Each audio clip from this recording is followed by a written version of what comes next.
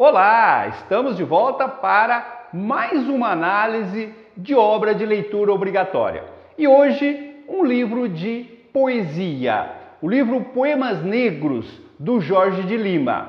E poesia, gente, requer um cuidado, uma atenção maior.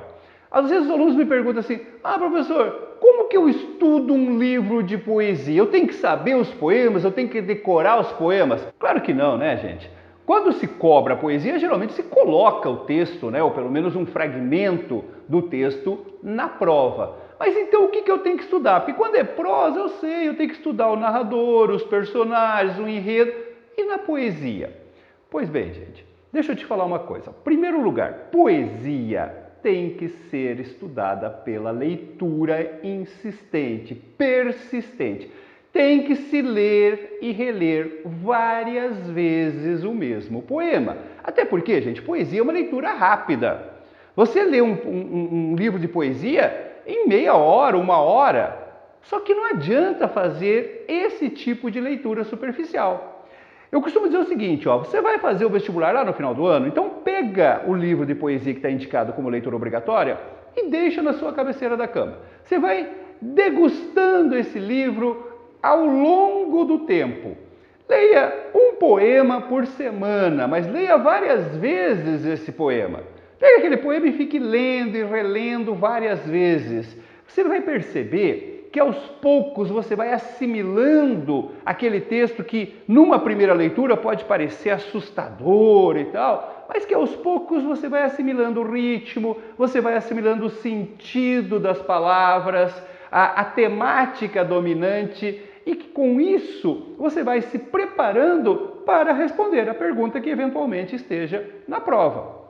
O que nós vamos fazer aqui é te passar as informações básicas do livro, do autor, do estilo do poema, da linguagem, falar um pouco sobre os temas predominantes nessa obra, que servirão de base para a sua leitura. Essa aula não vai substituir a sua leitura, ela vai ser um complemento, uma ajuda para a sua leitura. Esse livro, Poemas Negros, do Jorge Lima, ele foi lançado em 1947. Como você sabe, 47 já seria o terceiro tempo modernista, que se inicia em 45. No entanto, eu vou te mostrar que o Jorge de Lima, na verdade, é um autor que se encaixa na chamada segunda geração do modernismo brasileiro. Aquela geração marcada principalmente pelo regionalismo e que acaba tendo um destaque muito maior na prosa, né? Principalmente com o Graciliano Ramos aí. E essa característica regionalista é uma marca muito forte na poesia do Jorge Lima e nesse livro Poemas Negros. Dá uma olhada na trajetória desse autor aí. Ele nasceu em 1893 em União dos Palmares, em Alagoas. Viveu a sua infância, né, um momento muito marcante da sua vida, num engenho do pai, convivendo com uma realidade tipicamente rural, uma realidade típica do interior do Nordeste que vai aparecer em várias obras desse período aí. Depois, em 1902, portanto com 9 anos de idade, ele se mudou para Maceió, que já foi para um centro urbano aí. Iniciou seu curso de medicina em Salvador, em 1909. A sua estreia literária foi em 1914, portanto, ainda dentro do chamado pré-modernismo. E o livro de estreia dele chamava-se 14 Alexandrinos. Alexandrino é uma referência aos versos alexandrinos que marcam principalmente a produção parnasiana. E nesse primeiro livro, a marca do parnasianismo, né, da poesia formal, do soneto alexandrino, está muito presente ainda. Depois também exerceu a medicina, lá em Maceió, chegou a ingressar na política, foi deputado estadual entre 1918 e 22, e em 1930 mudou para o Rio de Janeiro, onde se estabeleceu, continuou exercendo a sua profissão de médico e sempre produzindo boa literatura, até que faleceu no Rio de Janeiro em 1953. Em relação à sua produção literária, O Jorge de Lima é basicamente um poeta, né? Ele produziu muita poesia e poesia de boa qualidade, mas ele também escreveu alguns romances, como você está vendo aqui. Inclusive, nesse livro, Poemas Negros, tem 2 poemas em prosa que, na verdade, são fragmentos retirados deste romance aqui, A Mulher Obscura. Depois a gente vai falar mais sobre isso. Agora eu vou falar um pouco sobre o livro em questão, aquele que nós temos que analisar, que é o Poema Negro. Olha só, veja, o livro foi publicado em 1947, como eu já tinha falado, né? É composto por 39 poemas, porém, olha o detalhe, ó. 15 desses 39 poemas não são inéditos, não eram inéditos na época em que o livro foi publicado. Ou seja, eles já tinham sido publicados em obras anteriores do autor, do Jorge de Lima. O que dá meio um aspecto de coletânea para esse livro Poemas Negros aí. Seriam esses 15 poemas aqui, ó. O Medo, Bahia de Todos os Santos, Floriano, Padre Cício, Lampião, Calabar e Pai João foram publicados pela primeira vez em 1927 no livro Poemas. Depois, Diabo Brasileiro, Essa Negra Fulô, que é o seu poema mais famoso, o mais famoso desse livro e o mais conhecido do autor. Mês de Maio, Comidas, Inverno, Madorna de Iaiá, Santa Rita Durão e Joaquina Maluca são do livro Novos Poemas de 1929. Tem ainda o Nordeste, que estava no livro Poemas Escolhidos de 32, e A Noite Desabou sobre o Cais, no livro Tempo, Eternidade, de 1935.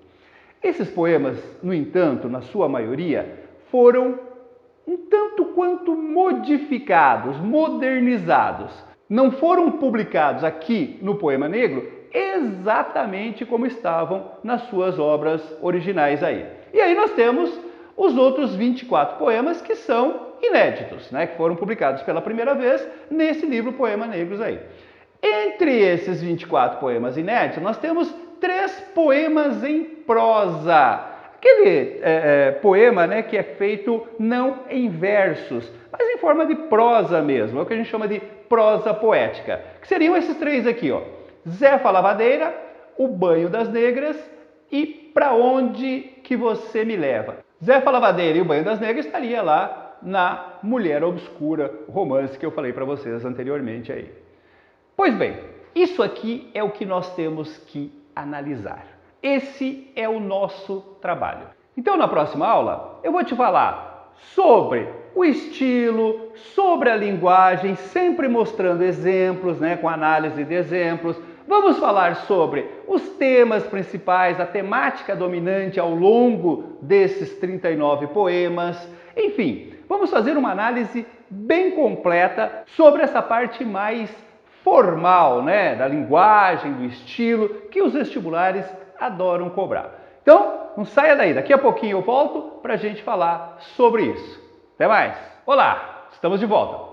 Nesse segundo bloco, nós vamos falar um pouco sobre a linguagem e o estilo e sobre a temática dominante no livro Poemas Negros.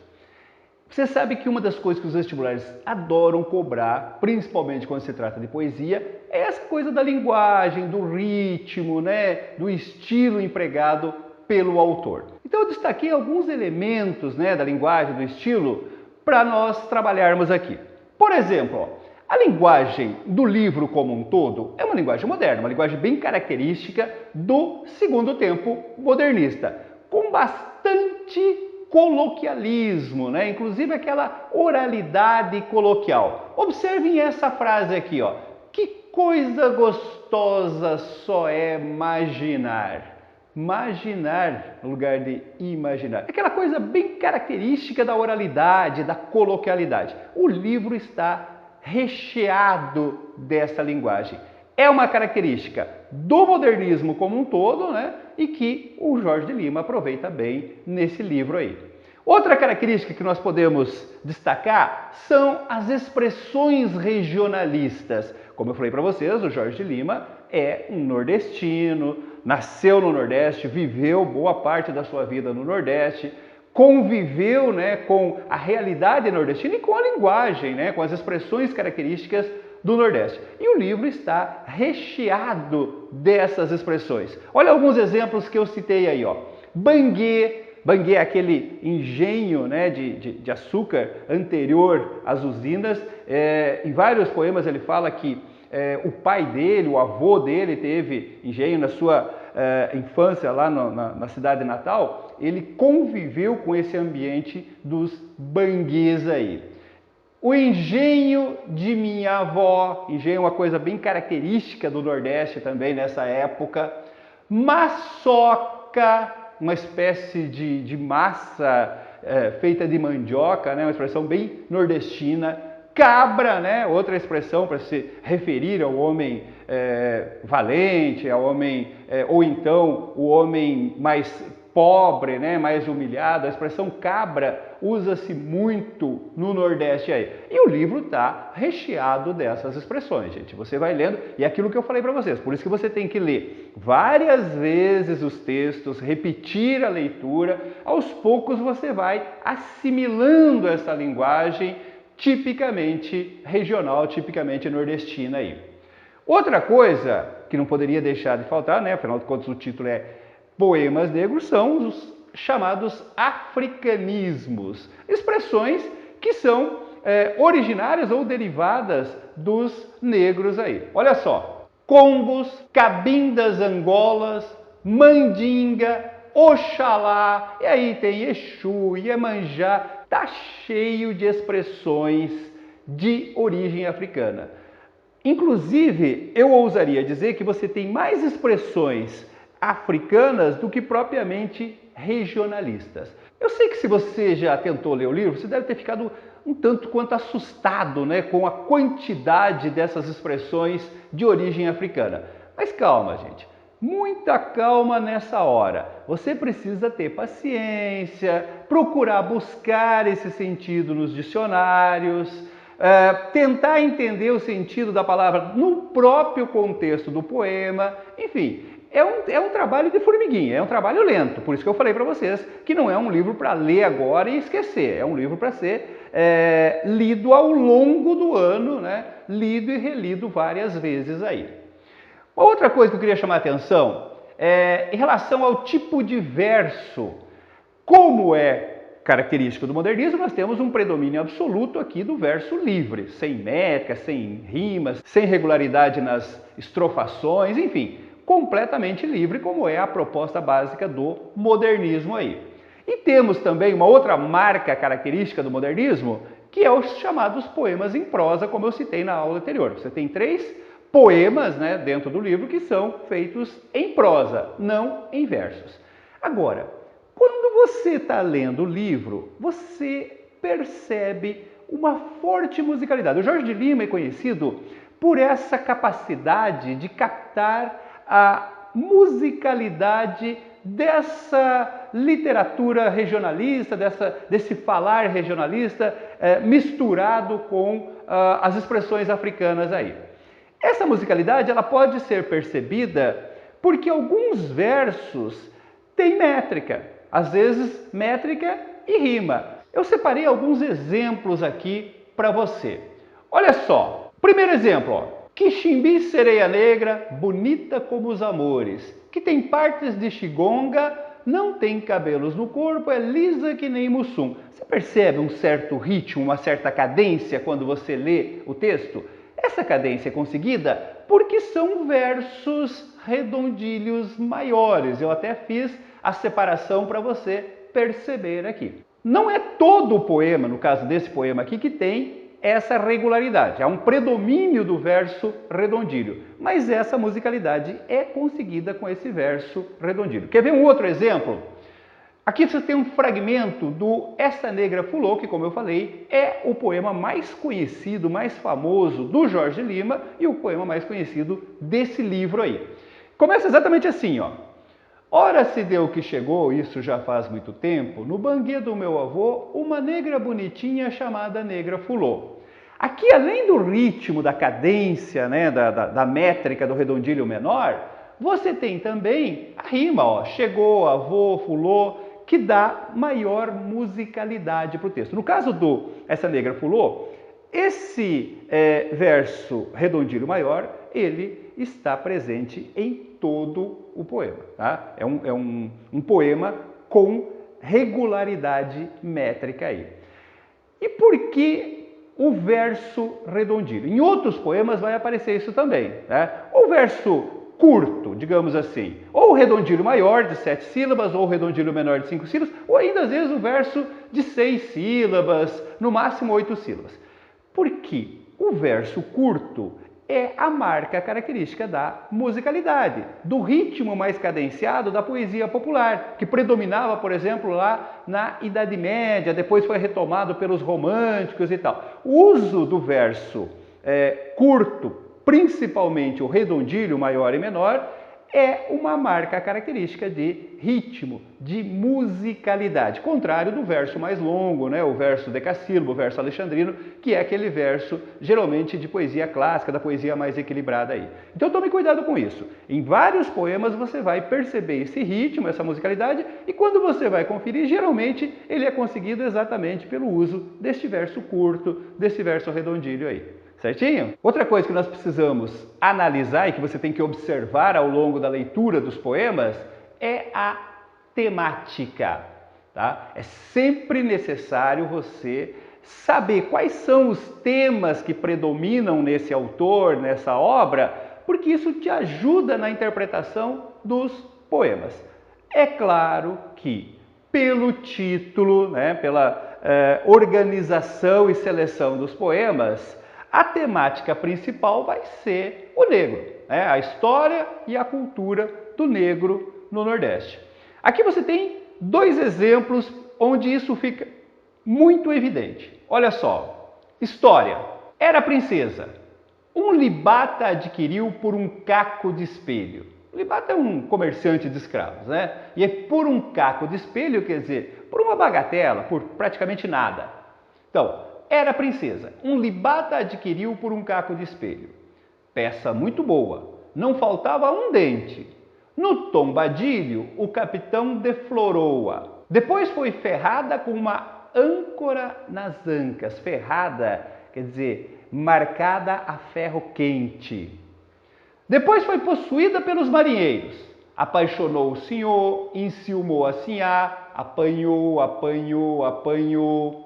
Esse poema História, gente, ele é bem característico. Lembra um pouco os poemas românticos do Castro Alves, Navio Negreiro e tal. Mostra a trajetória de uma negra muito bonita, começa dizendo era princesa, então na África ela era uma princesa, e aí vai descrevendo todo o seu suplício, toda a sua tragédia, né? Desde a sua partida lá na África, passando por todo o sofrimento no navio, né? Sendo abusada pelos marinheiros, chegando aqui no Brasil, passando pelos maus tratos, né? O abuso do senhor, os maus tratos da sinhá. Uma história, portanto, muito característica da nossa literatura e que o Jorge de Lima também explora bastante nesse livro aí. Agora dá uma olhada nesse outro fragmento, ó. Esse aqui é o último poema. Na verdade, você tem aqui, isso aqui é um fragmento do primeiro poema do livro, tá? Que abre o livro, e esse aqui, o que fecha o livro. Ó. Olá, negro. Os netos de teus mulatos e teus cafusos, e a quarta e a quinta geração do teu sangue sofredor, tentarão apagar a tua cor. Aqui já é mais o aspecto cultural, né? O negro foi sendo aculturado nessa mistura com o branco. Então, os descendentes tentarão apagar a tua cor, esquecer essa origem negra. Não apagarão de suas almas a tua alma, negro. Pode até branquear, pode até, na mistura racial, apagar a cor externa, mas não apagarão a alma do negro. Pai João, mãe negra, fulô, zumbi, a raça que te enforca, enforca-se de tédio, negro. Essa raça que está te enforcando, né, que está te aculturando, ao mesmo tempo enforca-se a si mesmo de tédio. Ou seja, a presença da cultura negra é que tiraria um pouco do tédio do homem branco aí, do homem descendente desse negro aí. Nesse segundo fragmento nós temos uma outra característica que é muito forte no livro, que é a defesa da cultura negra, né? Da cultura descendente dos negros aí. E eu queria chamar a atenção também, ó, você está vendo aqui, Pai João, Mãe Negra, Fulô, Zumbi. Isso aqui é o que a gente chama de intratextualidade, ou seja, o poeta está citando, né, personagens de outros poemas que também fazem parte do livro Poemas Negros aí. Então, a temática principal desse livro, sem dúvida nenhuma, é isso aqui, ó. É a história e a cultura dos negros brasileiros. O livro como um todo é voltado para lembrar, para rever essa história, a sua trajetória desde a época da escravidão até o momento, né, metade do século XX, quando o livro foi produzido, e também os efeitos da sua cultura, né? Aquilo que eles nos legaram como cultura para o povo brasileiro aí. Mas não é só isso. Nós podemos observar também que um outro tema muito forte no livro é o regionalismo, que aliás, como eu falei, é a característica marcante desse período, né, dessa segunda fase modernista, na qual se insere o Jorge de Lima e, consequentemente, a sua obra. Observem esse primeiro poema aqui, ó. Nordeste. Nordeste, terra de São Sol. Irmã enchente, vamos dar graças a Nosso Senhor, que a minha madrasta seca torrou seus anjinhos para os comer. Sertão, pedra bonita, traga uma virgem para Dom Lampião. Aqui fica muito claro a referência regionalista do Nordeste. Não só a ideia da seca, né, da tragédia da seca, mas a referência ao sertão, a figuras do sertão, como por exemplo Lampião. Em outros poemas ele vai falar também do Padre Cícero e outros personagens característicos do Nordeste brasileiro aí. É importante entender que o poeta acaba traduzindo na sua poesia muito da sua experiência de vida, né? Principalmente do seu passado. O Jorge de Lima viveu no Nordeste, viveu em contato com os engenhos, com os trabalhadores rurais, em contato com os negros, com as mucamas, com as mães negras, com os preto velhos, né, que faziam as mandingas, que contavam histórias. E isso acaba sendo o ingrediente principal da sua poesia. Observem esse outro fragmento aqui, ó, do poema Banguê. Cadê você, meu país do Nordeste? Que eu não vi nessa usina Central Leão de minha terra. Ah, usina, você engoliu os banguezinhos do país das Alagoas. Cadê você, meu país de banguês? Com as caatingas da boca da moenda. Tomba cana, João, que eu já tombei.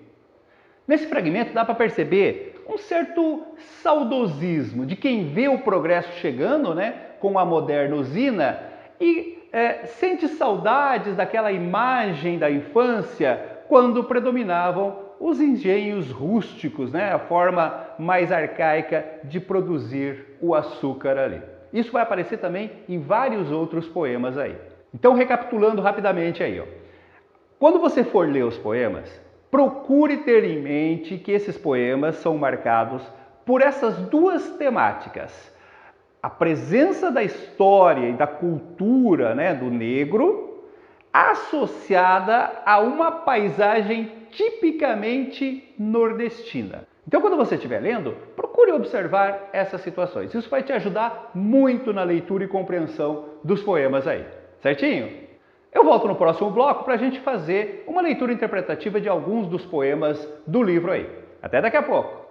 Muito bem, neste bloco nós vamos ler e comentar alguns poemas do livro. E vamos começar por aquele que é, como eu falei, o poema mais importante desse livro, o poema mais conhecido do Jorge de Lima como um todo aí. Essa Negra Fulô. Olha só. Ora se deu que chegou, isso já faz muito tempo, no banguê do meu avô, uma negrinha bonitinha chamada Negra Fulô. Essa negra fulô, essa negra fulô. Você tem um refrão aqui que vai se repetir no final das estrofes. Ô fulô, era a fala da sinhá. Vai forrar minha cama, pentear os meus cabelos, vem ajudar a tirar a minha roupa, fulô, essa negra fulô. Essa negrinha fulô ficou logo pra mucama, pra vigiar a sinhá, para engomar para o senhor. Essa nega fulô, essa nega fulô. ô fulô, era a fala da sinhá, vem me ajudar, ô fulô, vem abanar o meu corpo, que eu estou suada, fulô. Vem coçar minha coceira, vem me catar cafuné, vem balançar minha rede, vem me contar uma história que eu estou com sono, fulô. Essa negra fulô. Era um dia uma princesa que vivia num castelo, que possuía um vestido com os peixinhos do mar. Entrou na perna de um pato, saiu na perna de um pinto. O rei senhor me mandou que vos contasse mais 5. Essa nega fulô, essa nega fulô. Ô fulô, vai botar para dormir esses meninos, fulô. Minha mãe me penteou, minha madrasta me enterrou, pelos figos da figueira que o sabiá beliscou. Essa nega fulô, essa nega fulô. Observe, gente, que esse poema, que é um tanto longo, ele tem um aspecto meio narrativo. Ele começa mostrando a chegada da negrinha, chamada fulô, num engenho de meu avô. Então é como se o poeta estivesse contando uma história que teria acontecido no passado, né, num engenho do avô dele. E aí, essa negra vai virar mucama, que é aquelas negras que viviam dentro de casa. Geralmente era uma vida menos sofrida, né, do que o trabalho na roça, no campo, né, no corte da cana e tal. Observe que ela agrada, né, a todos, faz o trabalho geral, principalmente a sinhá. Ela ajuda nas lidas de casa, ela ajuda a pentear a sinhá, a trocar a roupa da sinhá, a fazer cafuné, a coçar, a embalar a rede, contar histórias, e aí você tem a citação, né, de fragmentos da cultura popular, isso que está entre aspas aqui, são histórias populares num trabalho de intertextualidade aí. Faz também o trabalho de cuidar das crianças, né, contando também histórias para as crianças dormirem. Enfim, é aquela mucama de confiança que vive dentro da casa, que tem o contato com os brancos, né, com a sinhá, com os filhos e com o senhor. Mas esse contato nem sempre era pacífico. Olha só o final, ó. Ô fulô, era a fala da sinhá chamando a negra fulô. Cadê o meu frasco de cheiro que teu senhor me mandou? Ah, foi você que roubou? Ah, foi você que roubou? O senhor foi ver a negra levar couro do feitor. A negra tirou a roupa. O senhor disse, fulô, a vista se escureceu que nem a negra fulô. Essa negra fulô, essa negra fulô.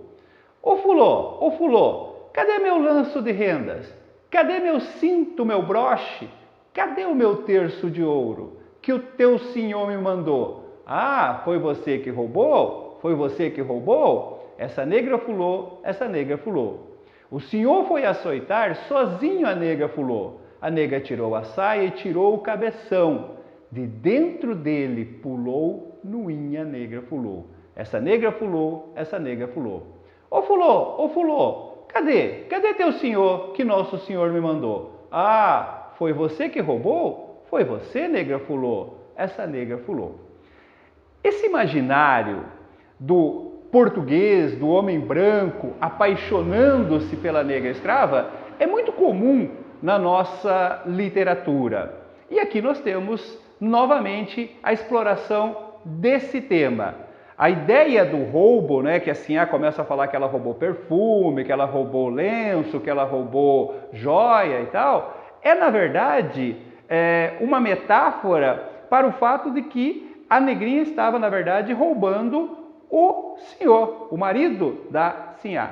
Esse era o grande drama dela. E isso acaba se confirmando quando o senhor resolve açoitar a negra sozinho. Ou seja, na verdade ele vai protegê-la, vai tomá-la para si. O que obviamente despertaria a ira da esposa, da sinhá. Trata-se de um poema que tem um aspecto, como eu falei, narrativo, que vai numa sequência contando a trajetória, né, da negrinha fulô, que chega na casa, que passa a fazer os serviços, é explorada, né, pela sinhá de todas as formas, mas que acaba seduzindo o senhor e por isso seria castigada.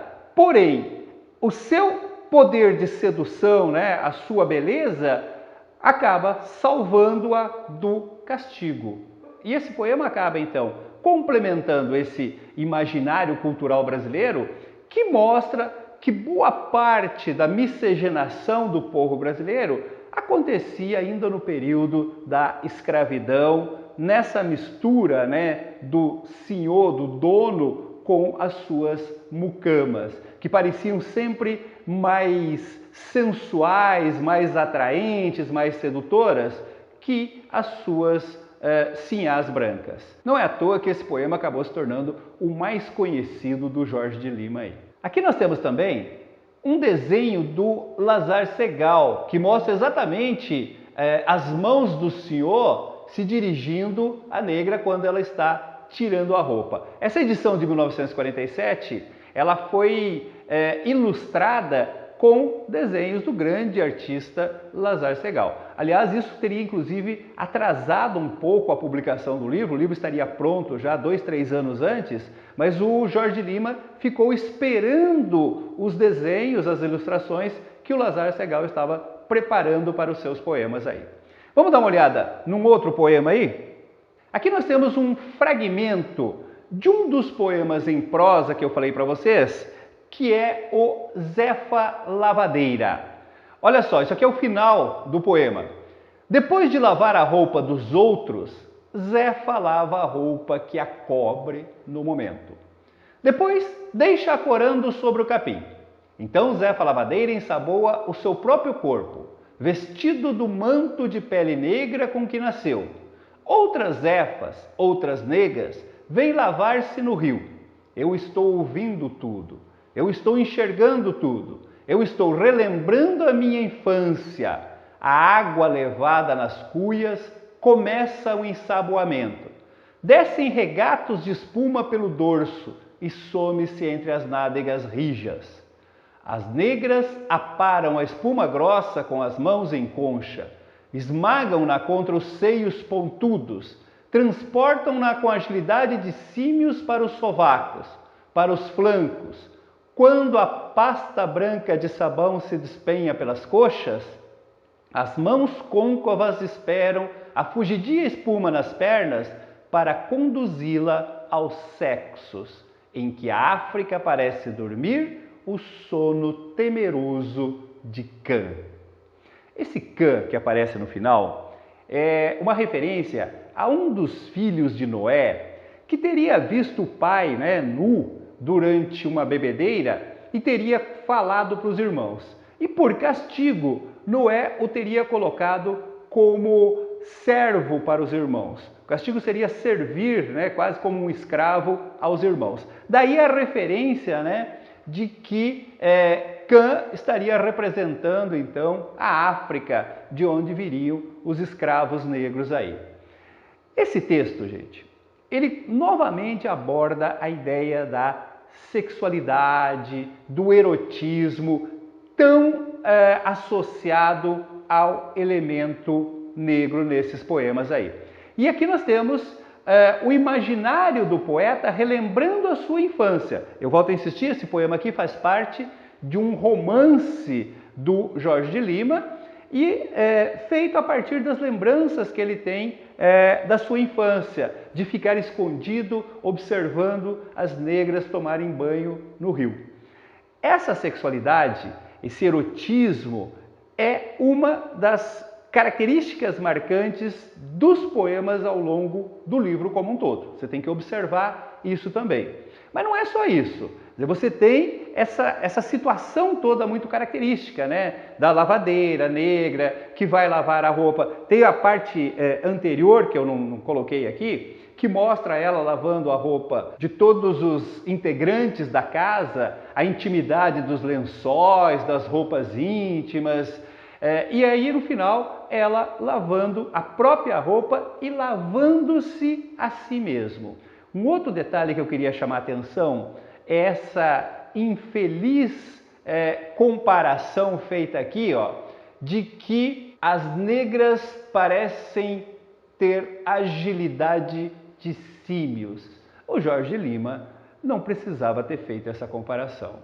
É claro que esse poema é da metade do século XIX, naquela época essas expressões racistas não tinham toda a condenação que tem hoje, mas isso mostra que, por mais que os autores brancos, né, tentem se identificar, tentem se irmanar com os negros, sempre sobra algum resquício de distanciamento, de preconceito, de superioridade.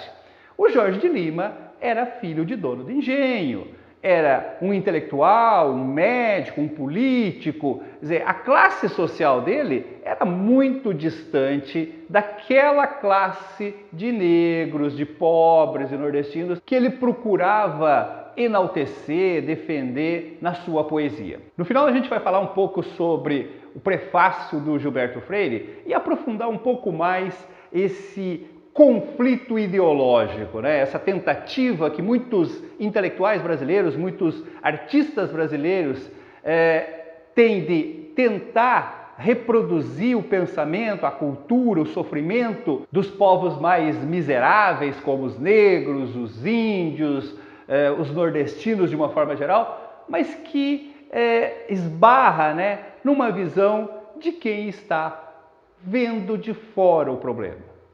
Não há uma vivência verdadeira desses problemas para poder realmente representá-los. E às vezes acontecem esses deslizes, como essa infelicidade preconceituosa e racista que aparece aqui na comparação com Cílios. Certinho?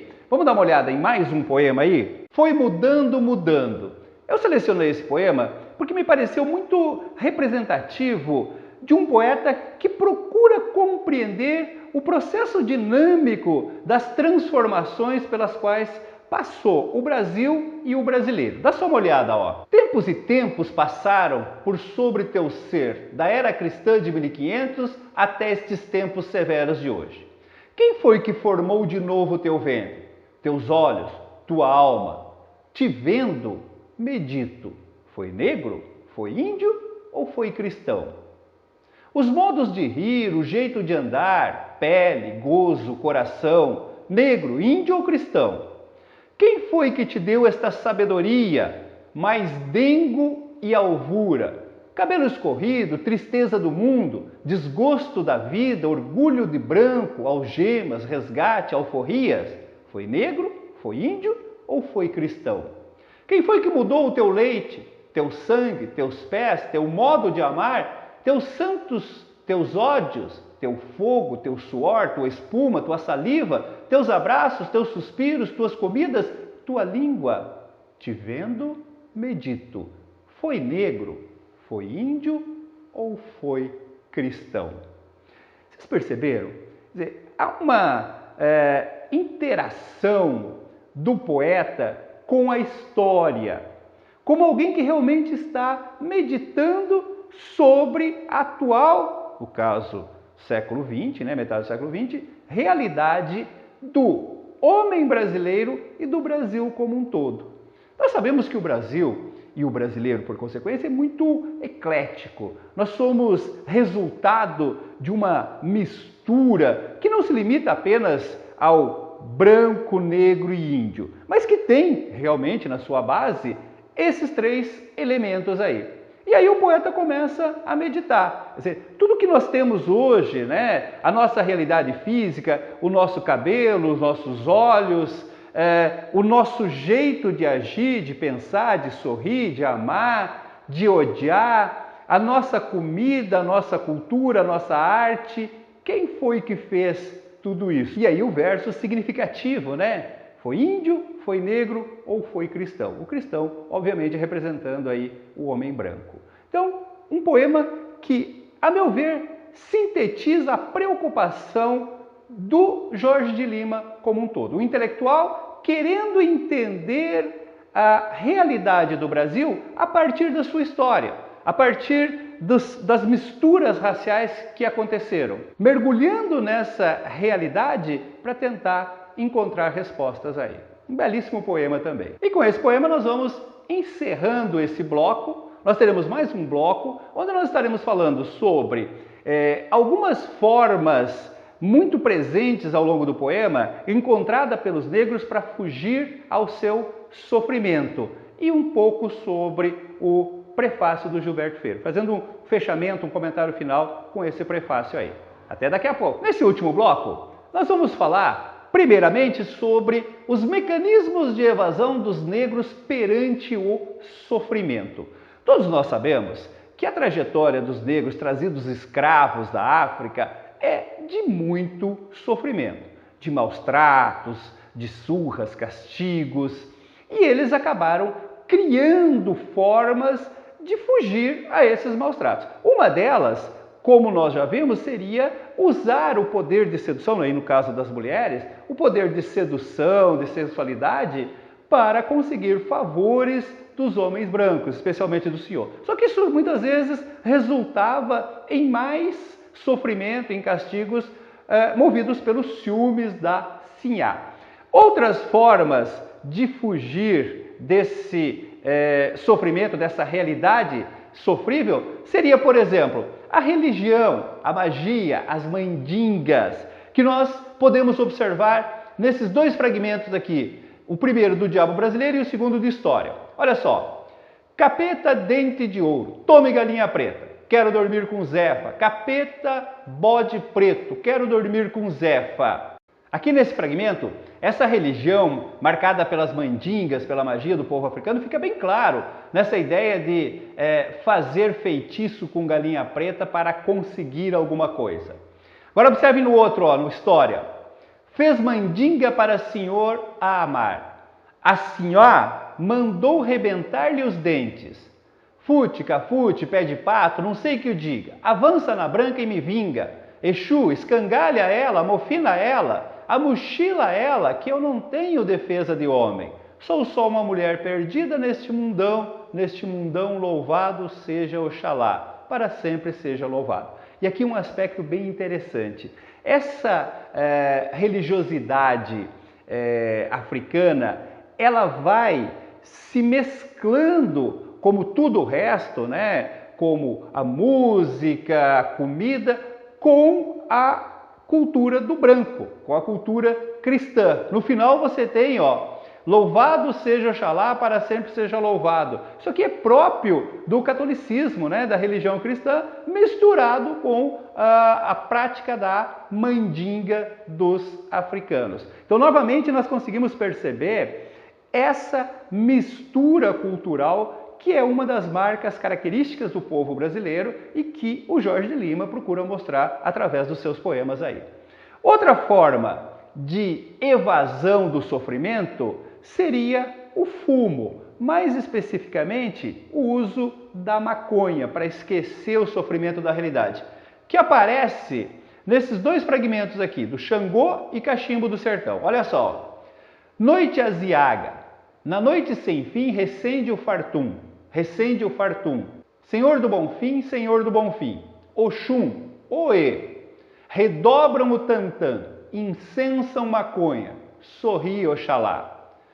E o outro, cachimbo de barro maçado com as mãos, canudos compridos, que bom, me dá uma fumaçada, que coisa gostosa só é imaginar. Sertão vira brejo, a seca é fartura, desgraça nem há.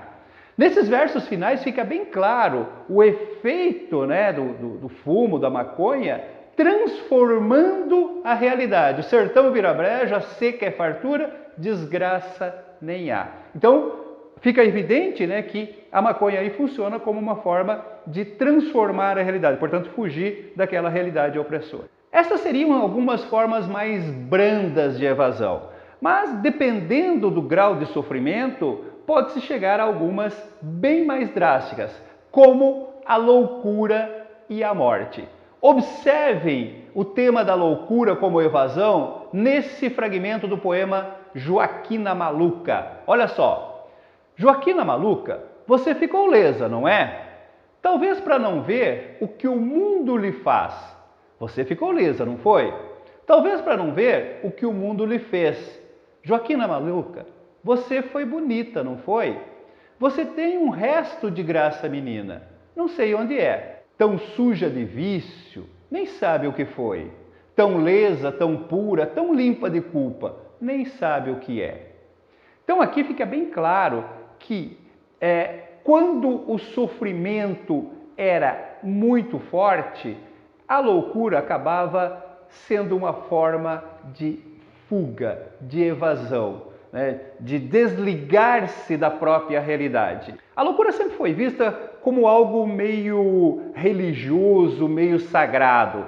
O louco é meio que intocável. E a loucura então funcionava como uma forma de conter os maus tratos, de evitar os maus tratos aí. Mas existe uma forma ainda mais drástica de fuga, que seria a fuga extrema, a morte, que fica bem claro neste fragmento aqui de Ancila Negra. Olha só, há muita coisa a recalcar e esquecer. O dia em que te afogaste sem me avisar que ias morrer. Negra fugida na morte, contadeira de histórias do teu reino, anjo negro degradado para sempre, Celidônia, Celidônia, Celidônia. Depois, nunca mais os signos do regresso. Para sempre todo ficou como um sino ressoando, e eu parado em pequeno, mendigando e dormindo, muito dormindo mesmo. Essa Celidônia, que teria cometido suicídio, se afogando, né? Ela parece ter sido uma figura muito presente na infância do Jorge de Lima. Teria sido uma mucama que embalara a sua rede, que o acompanhara nos estudos, com quem ele talvez tivesse tido as primeiras iniciações sexuais, e a morte dela fica como uma marca muito forte na sua memória. Essa referência aparece também em outros poemas ao longo do livro aí. E observem essa frase, ó, negra fugida na morte. Não é fugida da morte, é fugida na morte. A morte é a forma dela fugir do mundo, fugir do sofrimento, fugir da realidade. Quando vocês estiverem lendo os poemas, procurem observar essas formas de evasão, né? De evitar o sofrimento por parte dos negros aí. E para encerrar, para as considerações finais, eu queria ler para vocês esse fragmento do prefácio feito pelo Gilberto Freire. Nós não estamos falando de um prefácio qualquer, nós estamos falando de um prefácio feito pelo Gilberto Freire, autor do Casa Grande e Senzala, um dos maiores sociólogos da nossa história e principalmente muito voltado para essa cultura do negro, do nordestino, da mistura racial brasileira. Observem o que ele diz sobre os poemas de Jorge de Lima. Há quem fale em gulodice do pitoresco para procurar diminuir com essa generalização de desprezo aqueles artistas, escritores do Nordeste. Experiência brasileira não falta a Jorge de Lima. Ele é bem do Nordeste. Não lhe falta o contato com a realidade afro-nordestina. Observem que o Gilberto Freire começa denunciando aqueles críticos que acusam os escritores regionalistas de gulodice do pitoresco. E o que é essa gulodice do pitoresco? Isso aí tem uma referência na primeira fase modernista, quando escritores como Mário, Osmo e até o próprio Bandeira exploraram a cultura folclórica brasileira como algo extremamente pitoresco, com um olhar intelectual, acadêmico, um conhecimento adquirido através de leituras de obras, sem realmente vivenciar essa realidade do índio, do negro, do nordestino, das histórias regionais em si. No segundo tempo modernista, quando o regionalismo se acentuou e a literatura nordestina acabou tendo um grande destaque, principalmente na prosa, mas também na poesia, alguns críticos começaram a menosprezar essa literatura com esse termo, gulodice do pitoresco, ou seja, que era uma certa obsessão gulosa por aspectos pitorescos da nossa cultura. O Gilberto Freire insiste em dizer que não é o caso do Jorge de Lima, que o Jorge de Lima tem experiência brasileira, ele é bem do Nordeste, não falta ele contato com essa realidade afro-nordestina. E aí ele continua dizendo o seguinte, ó, Jorge de Lima não nos fala dos seus irmãos descendentes de escravos com os resguardos profiláticos. Resguardos profiláticos quer dizer, fala de longe, né, com cuidado, com quem está se resguardando, com medo de adentrar profundamente nesse tema aí. Então ele diz, Jorge de Lima não fala dos irmãos descendentes de escravos com resguardos profiláticos de poeta arrogantemente branco, erudito, acadêmico, a explorar o pitoresco do assunto. Então ele volta a insistir, não é o caso do Jorge de Lima, não é isso que o Jorge de Lima faz.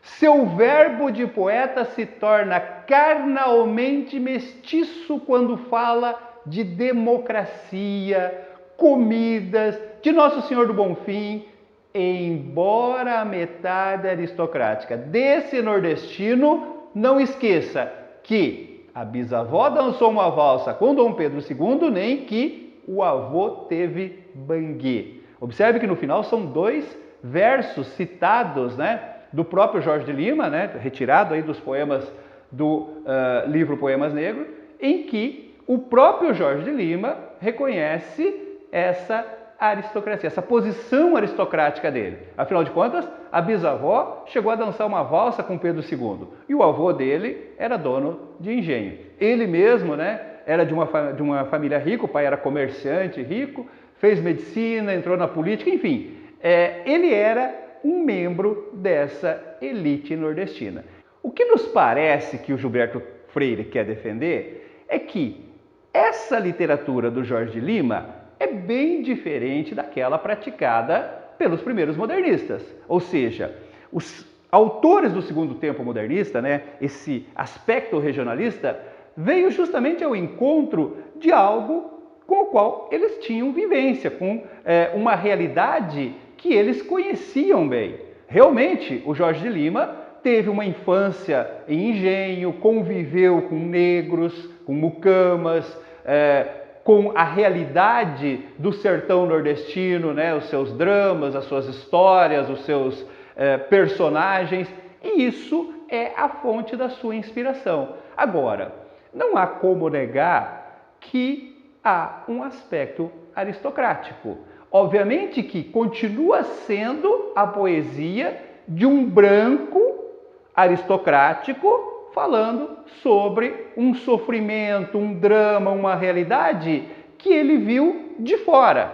O Jorge de Lima não vivenciou o drama do negro, não passou pelos sofrimentos e pelos castigos do negro. Ele vivenciou isso de fora. E a leitura dos poemas nos permite concluir isso. Embora haja um esforço por parte do poeta de se tornar carne, como diz o Gilberto Freire, de vivenciar na carne esse drama dos negros nordestinos, a realidade muitas vezes foge a isso. Podemos lembrar aquela associação das negras, né, com movimentos de símio. Em alguns momentos, esse lado branco, esse lado aristocrático, superior, acaba se manifestando. É claro que isso não deve ser usado como argumento para depreciar a qualidade da poesia do Jorge de Lima. É um grande poeta, realmente tem uma alma bastante sensível para captar esse sofrimento, esse drama, essa realidade, essa cultura do negro no ambiente do Nordeste. Mas não deixa de ser a visão de fora. Não é a visão de dentro, é a visão de fora. A visão de alguém que olha de cima, de qualquer forma, distanciado da verdadeira dor, do verdadeiro sofrimento pelos quais passaram os negros brasileiros. Eu espero que com esses comentários e essas informações que eu passei para vocês, você consiga agora fazer uma leitura mais crítica, mais atenta, mais minuciosa dos poemas deste livro aí, que é, sem dúvida nenhuma, uma das grandes obras do modernismo brasileiro. Tá? Volto a insistir, paciência, determinação são essenciais para uma boa leitura, para uma leitura compreensiva desses poemas.